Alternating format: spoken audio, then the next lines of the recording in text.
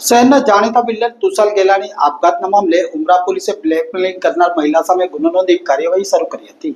સુરતના જાણીતા બિલ્ડર તુષાર ગેલાણીના સુસાઇડના પગલે પોલીસે ઊંડાણપૂર્વક તપાસ કરી હતી, જેમાં પોલીસે અલગ અલગ દિશામાં તપાસનો દોર શરૂ કરી બ્લેકમેલિંગ કરનાર મહિલા સામે ગુનો નોંધ્યો હતો. પોલીસે લાંબી પૂછપરછ બાદ પૂનમ ભદૌરિયા નામની મહિલા સામે ફરિયાદ નોંધી હતી. એસીપી જેડા દેસાઈએ આ કેસની તપાસ કરી ખુલાસો કરશે.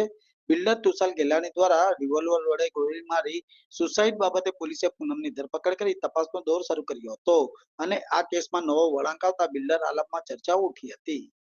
તુષાર ગેલાણીના આત્મહત્યા બાબતે ઉમરા પોલીસ ખાતે અકસ્માત દાખલ થયેલ હતો, જેની તપાસ પીએસઆઈ બીબી પરમાર નાઓ કરી રહેલા હતા. પરંતુ ગઈ તારીખ 12/2/2026 રોજ તેમના દીકરી તન્વીબેને કેટલીક હકીકતો સામે આવતા એક અરજી આપી, જેમાં પૂનમબેન નામના મહિલા તેમના પિતાનું આર્થિક શોષણ અને આર્થિક લાભ મેળવતા હતા અને તેમનો કેટલોક માનસિક ત્રાસ પણ હતો તેવા એમના આક્ષેપો હતા. જે અરજી અનુસંધાને ડિટેલમાં તપાસ કરતા પૂનમબેન નાઓએ સ્કૂલમાં ભાગીદારી કરી અને આર્થિક લાભ મેળવેલાનું જણાયેલ છે, તથા જોલી આર્કેડમાં દુકાન નંબર L5, L15 અને L16 નાની પોતાના નામે વગર અવેજે દસ્તાવેજ કરાવી લીધો છે. જે પ્રાથમિક રીતે બહાર આવતા તેમના દીકરી તન્વીબેનના આક્ષેપો પ્રાથમિક રીતે સાચા જણાયેલા અને આ જ ત્રાસના કારણે તુષારભાઈ આત્યંતિક પગલું ભરેલાનું તેમની રજૂઆત હતી, જે મુદ્દે તેમણે ગુનો દાખલ કરાવેલ છે અને આજે પૂનમબેનની ધોરણસરની અટક કરવામાં આવી છે.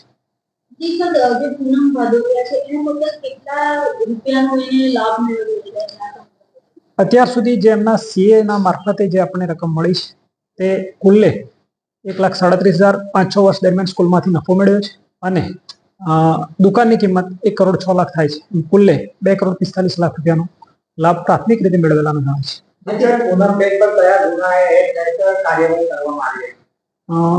પૂનમબેન નાઓ વિરુદ્ધ તન્વીબેનની ફરિયાદ મુજબ દુષ્પ્રેરણ 308 મુજબ ગુનો દાખલ કરવામાં આવેલ છે અને તેમને અટક કરી નામદાર કોર્ટ કસ્ટડીમાં મોકલી આપવામાં આવનાર છે.